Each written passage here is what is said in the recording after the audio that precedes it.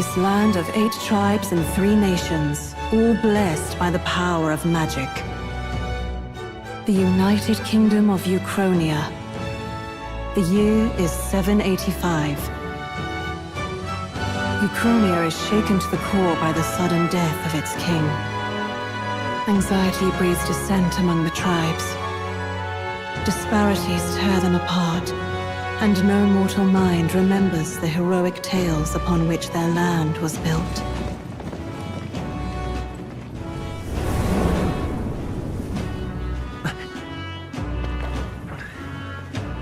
By this story of fantasy, may this faded world be painted anew.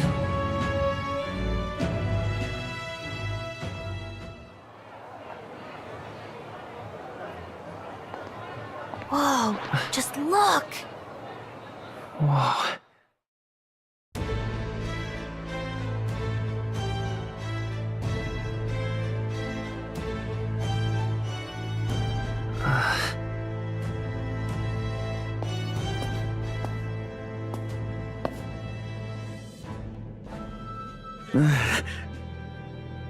Might you spare some coin?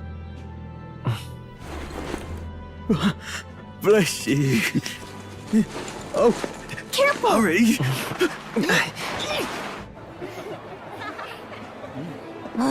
Don't you have any street smarts? Come on, kid!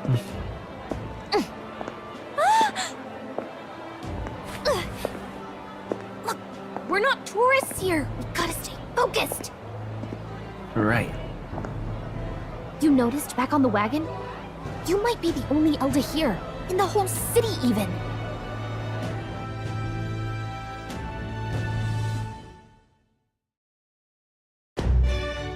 Hello everyone, I am Katsura Hashino, the director of Metaphor. My representative works include Shin Megami Tensei 3, Persona 3, Persona 4, and Persona 5. In the previous showcases, we have introduced you to the story and the world in which the main characters will be competing in the Royal Tournament.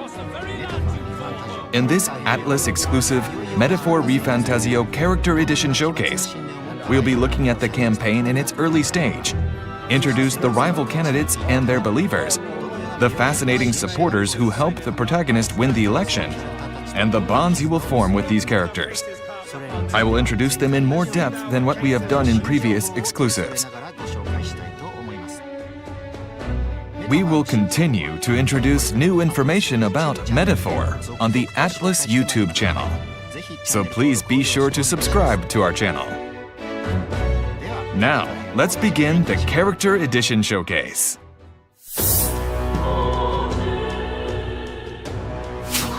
First, here is a synopsis of the story. On a special mission to save the prince, the protagonist attends the king's funeral to assassinate the mastermind, the great criminal Luis.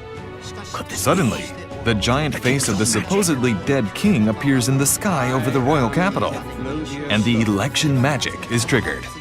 Whoever can win the most support from the people by the deadline will be the next king. Thus began an unprecedented uprising for the throne, allowing the citizens to be a candidate to become the next king. Gathering popular support is not an easy task for regular citizens who have no electoral experience. That is when Sanctifex Forden of the Sanctus Church, a leading figure in the country, declares the Tournament for the Throne as an opportunity for people to put their powers on display and gather support. In this Tournament for the Throne, those who have put themselves forward as candidates for king are tasked to visit the major cities in the kingdom, proving their worth to the public as they tackle tough challenges. The first destination, Port Brilehaven, will host the Exhibition of the Brave, in which candidates compete to see who can bring in the biggest monster head. Those who make it through will head to Altaberry Heights to take on the next challenge. It is Batlin, a Sanctus Crier, who is responsible for informing the public about the Tournament for the Throne, which has become a truly national event. The Tournament for the Throne! His lighthearted play-by-play keeps the public engaged in the tournament. Aspirants can complete 3 grueling challenges. Now, in this national election campaign, candidates with various agendas come forward. The two most powerful men leading the tournament from unassailable positions are Forden and the protagonist's arch-nemesis, Luis. Forden is the supreme authority of Sanctism, the state religion of the United Kingdom of Ukrainia, and is also the head of the Crown Theocracy, the government ruled with Sanctism at its center. In the turmoil following the sudden death of the previous king, he has garnered wide support from the population, given his position as the leader of the moderate faction. Luis, on the other hand, in contrast to the moderate Forden, is an army officer with military prowess who believes in true meritocracy, wielding overwhelming combat and magical skills that enable him to defeat the humans. No future exists without the power to eliminate the human crisis. His policy of valuing skill and rationality over birth or circumstance has garnered tremendous support, especially among radical youths. Of course, these two are not the only ones who will be competing in the Royal Tournament campaign. Other candidates also put their names forward in the campaign, each with their own quirky platforms. The first one I would like to introduce is Godot. He is Forden's primary bodyguard, as well as the captain of the Monk Army, the enforcement arm of the Crown Theocracy. He himself does not intend to be king, but he doesn't seem to take kindly to the arrival of the filthy Elda protagonist. Are you prepared for the end? Next, Gladel.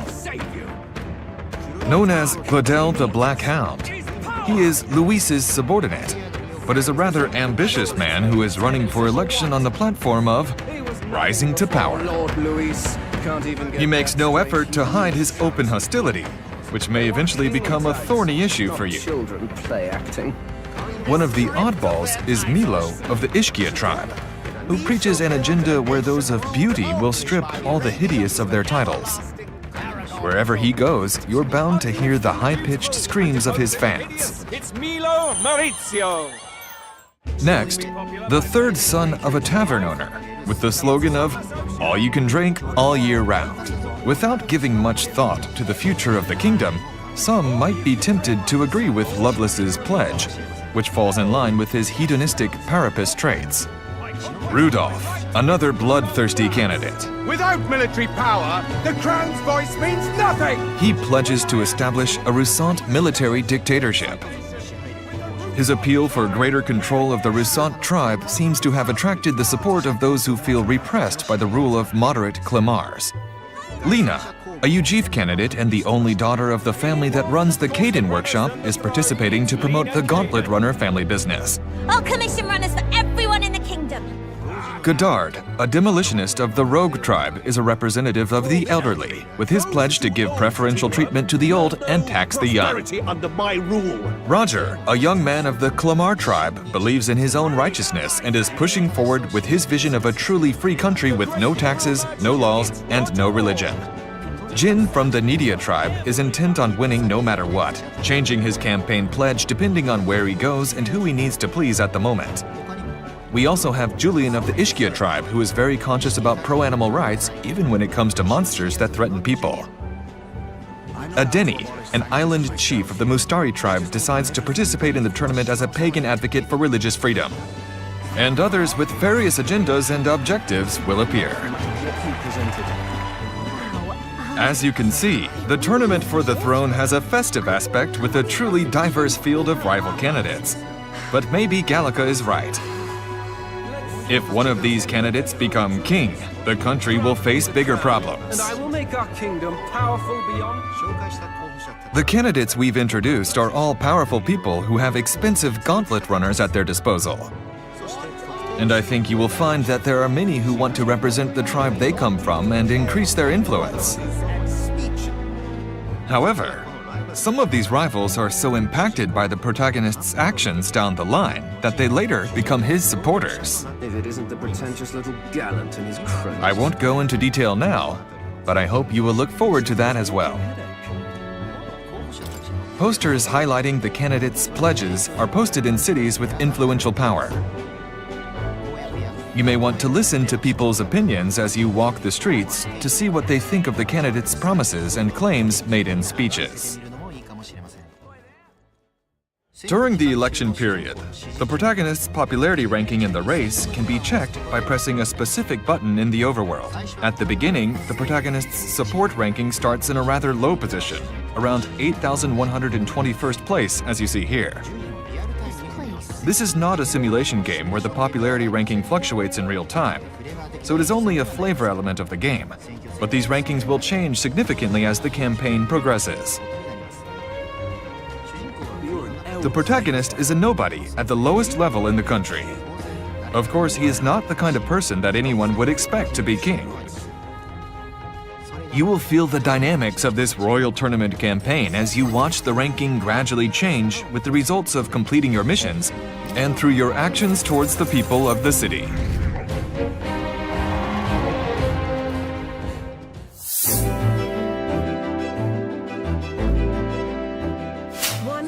Now, while there are rivals in the tournament who stand in the protagonist's way, there are also encouraging allies who will support your campaign. Keep a low profile.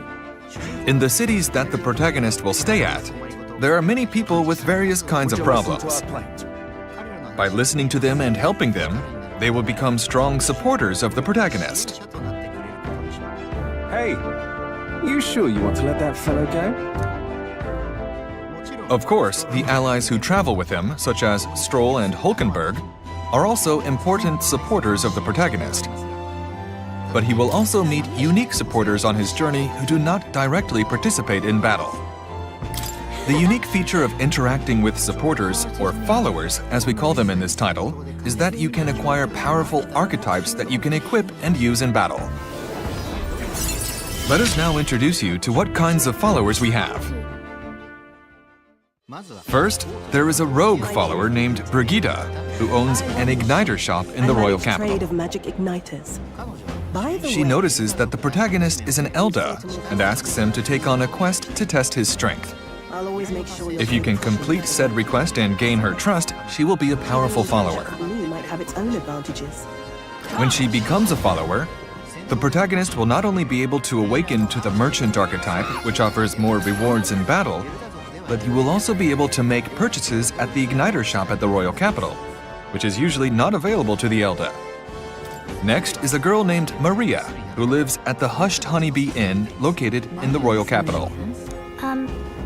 Welcome. So you're going to Separated from her parents and having no friends due to her rogue and Ishkia mixed background, she eagerly awaits the souvenir of stories that the protagonists bring back through encounters they have on their travels. If you can help her feel less lonely, she will also be a powerful follower. The bond with Maria awakens the healer archetype, which specializes in healing and purification. I owe you. Next is Barden, a Rusant who is the captain of the guard corps in Martira. Looming over everything. He is a simple, clumsy, but likable and earnest man who faces new problems after an incident that happens in his town is solved. Whole town is right anxious. By supporting him, he will become a strong follower.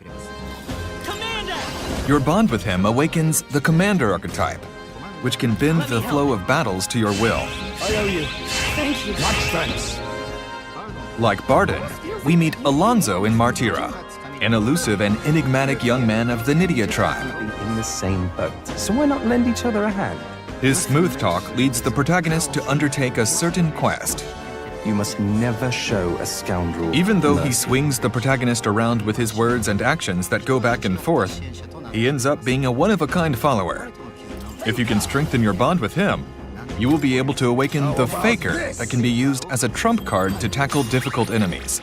Last but not least is Katharina, a bounty hunter. The bounty hunter. She is one of the protagonist's followers, but she is also a candidate herself who stands up for her tribe, the Parapus, which is often looked down upon, with the pledge to make them wealthier. We'll have our guillotines sharpened and our wallets open. From the bond you form with her, you can awaken the Brawler archetype, which can deliver decisive blows. While they may be rivals in the campaign together, they do form a strong bond, allowing the protagonist and Katharina to create a unique relationship. We invite you to see for yourself how the competition between the candidates will play out. In addition to the followers introduced here, you can also bond with fellow party members such as Stroll and Hulkenberg and build a follower relationship with them. Interacting with characters of all ages, tribes, and values, and from different perspectives, will give you a new experience unlike any you have had in previous titles. Strengthening bonds with followers can lead to the evolution of archetypes to higher levels and the unlocking of abilities that will give you a strategic advantage. So please be proactive and talk to your followers when you see them in town or in Gauntlet Runners. You can check the status of your interactions with your followers, as well as the archetypes and abilities you have acquired through them at any time in the main menu, which will help you strategize how to use your time during the operation periods. In addition, the follower characters are also voiced by talented voice actors, which we believe will provide a deeper game experience. Thank you for your support. Yeah. How did you like it? We are pleased to announce that we have released new information on quite a few characters. Was there a character you liked among the unique candidates and followers? Let us know your favorite in the comments. I don't know if we'll cross One of the most exciting aspects of this game system is the fact that the bonding process increases the number of very powerful archetypes. Thinking about what battles you can fight with the archetypes you acquire from the followers you meet will play a large role in your strategies. It is up to you, the player, to choose a follower in favor of strategy, or choose a follower whose circumstances are of interest to you. It is well worth giving thought to, so I hope you look forward to it. Wind! Up to this point, we have introduced the battle system, the dungeons, the story, and the characters. Beautiful city. However, a new and different aspect of Metaphor is the element of enjoying daily activities on your journey. In the next showcase, I will finally introduce the journey aspect in detail, so please stay tuned.